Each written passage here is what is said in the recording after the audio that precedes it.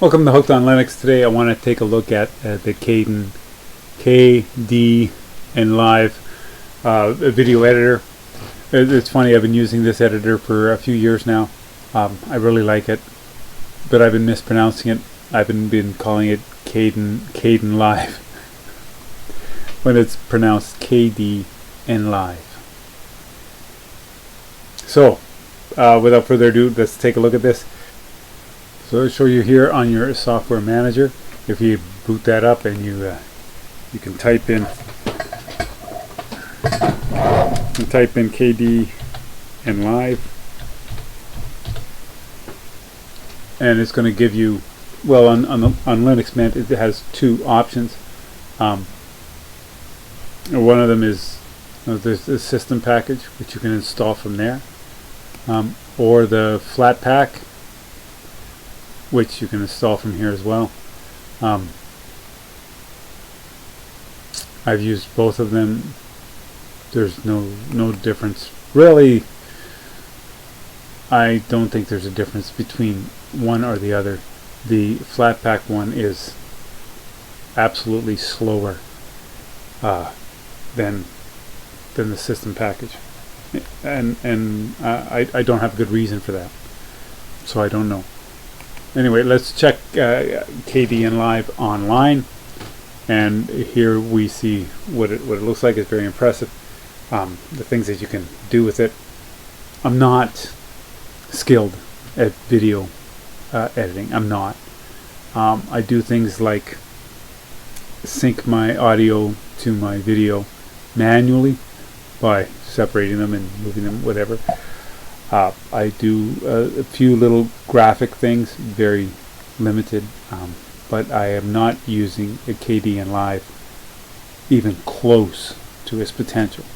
And well, you see what quality my videos are. Some are good, some are bad, some are whatever. It's not the editor's fault. I promise you, it's not the editor's fault. It's my fault. KDEnlive is a free open source video editor. It's been around for a long time. And here from their website you can download 3 separate releases. They still have available the 25081, and this is the release that you're going to get here on the system package. That's the release that they're giving you there, and the flat pack here on the KDEnlive, this is 25082, which is okay. I'm going to tell you right off, the more I'm looking into all of these things, even when you go here on their website to download it, it's going to give you an app image or the flat pack. The app image, it tells you there it's 2508.3, and this is the most current version. It's right here on Flatpak. If you click on Flatpak to install it, so what's in here on Flatpak, which is 25082, off the website you'll get the newer version. But not to worry, because even if you decide to download it here off your software manager, it'll upgrade almost like on your next upgrade. It'll just upgrade for you, so you're going to get the version anyway. This is the most direct version. This one installs better. So I'm going to go ahead and install it. Now my decision is which version.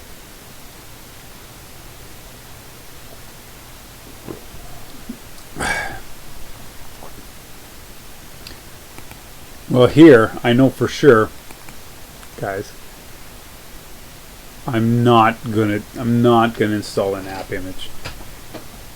The whole idea, app images, that gives you an ISO kind of thing. You got to put it on a boot disk or a thumb drive and then move it around. App images are great if you're downloading it onto a computer that you're not going to install it on. But if you're going to install it on this computer, like the computer that you're working on, if you're going to install it on that one, app image just is a lot more work. So I just don't. So if I was to do it here, I would do it on a flat pack. But if I'm going to do it for my software manager, I'm not going to do a flat pack. Does that make sense? Because there's something happens in between Flatpak and the repository for Linux Mint that gets kind of mucked up. And I've had them both, and the Flatpak one is slower. So I'm going to install this one here. Don't let the picture fool you. The picture on it looks primitive, but it's not. It's just a classic look. You can, you get different. Anyway, install. It's going to install all these packages, all that software. Oh wow, there's a lot. It's a big program. It can do a lot of stuff, but we're going to do it.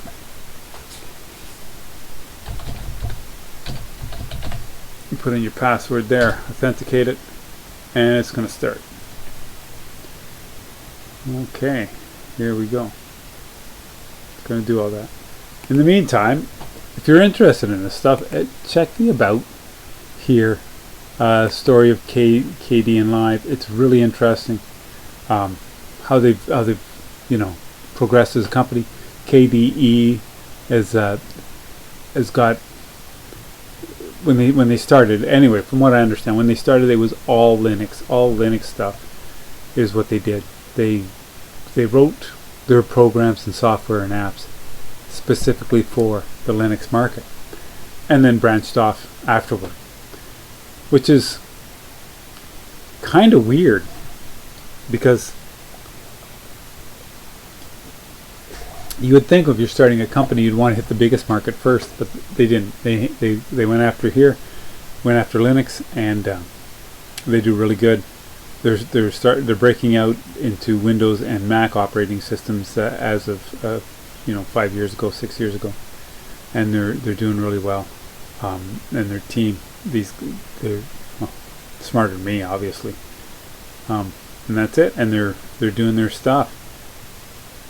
And KDE, the company, they make a lot more stuff than just that. So let's have a look at some of the features. That's because I don't understand a lot of this kind of stuff, but the ability for me to put any, I use it because it doesn't matter what the video format is or the audio format is. It'll work with it, and when it doesn't, it will convert and transcode. They call it transcode it to do it. So that's all interesting. I don't know much about video editing, and if you're a video editor guy, you've got your video editor of choice. But it'd be interesting to know how many people that do like full production video editing. Do they use programs like this? Do they use KDEnlive? Is it I don't know. I only use it because I like it. 2D title editor to create any type of text, from simple callouts to scrolling credits. Okay, here tile editor. This is a kind of a neat feature. It's one that up until this point I didn't know they even had. I don't use it. I do all my graphics in GIMP and migrate them over. So yeah, that's interesting. Third-party vector animation. Wow. Integrates with Glaxnimate for vector graphics. What is Glaxnimate? I'm going to look this one up. I don't know what this is. It might be vector graphics editor.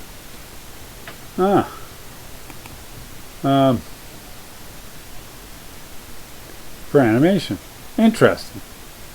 Wow, that's good. You know what? Because people get hooked on stuff, right? So if you're hooked on a KDEnlive, then perhaps you're going to try their other software. So that's neat. Integrated third-party animation. Excellent. Wide range of effects and filters for video and audio. Yeah, that's true.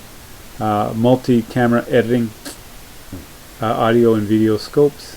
Audio meter, histogram, waveform, vector scope. This stuff here, it's a different language to me because I'm not proficient, right? But you don't have to be proficient to like something. I like this program because I learned how to use it at a very rudimentary level, and it gives me the result that I want. Okay, let's see, what's our progress here? Wow, okay, so we have successfully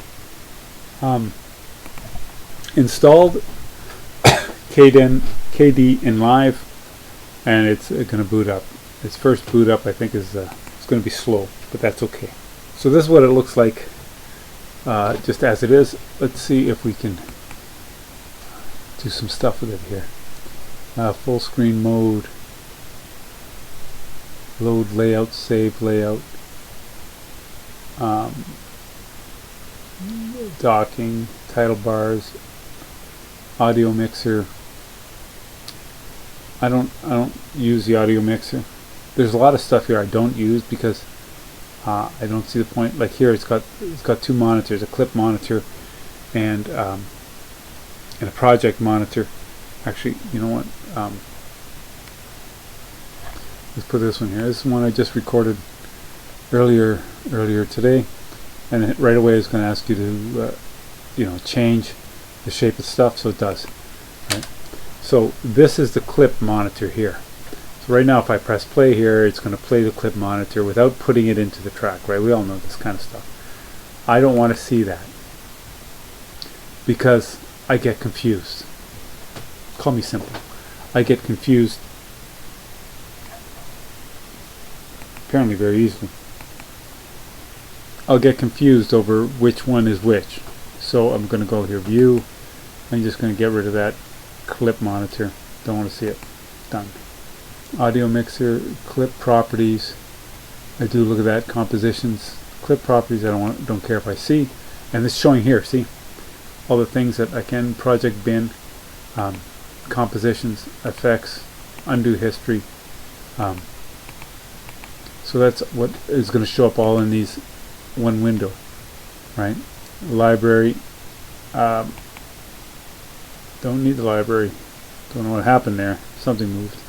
Oh, that was at the clip library. That's right. Effects I use. Project bin. Project monitors there. Project notes. Don't need the notes. The less I have here to mess around with, the easier it is for me. So I'm setting it up for me. Right? The speech editor. I don't even know what that is. Don't know what that is. Off it goes. Subtitles. So you can create subtitles, I guess. Don't need that. Time remapping, timeline, undo history. All that rest of that stuff is okay, right? So now I can take the project or the clip, put it right into the project, and I can now highlight this, and I can go on my compositions and I can do stuff to it. Like let's say I want to flip. Sorry. And there it's going to say all these different flips. So I can flip it horizontal, and then I just double click it here, flips it horizontal. And then over here it shows you what's active, right? And it's okay. So I found it very easy to use, and you can look at your undo history, so not that you're undoing anything, right? And your compositions, I don't have any. Very simple. I'm a simple guy. I don't need to know all these things. I need to know how I can take this. I can right mouse click it. I can ungroup the clips, and then I can do this because I'm going to be offsetting the video with the audio, because when I'm using OBS, my video is not synced to my audio. It's because my audio is wired, my video is through Wi-Fi, so there's a delay,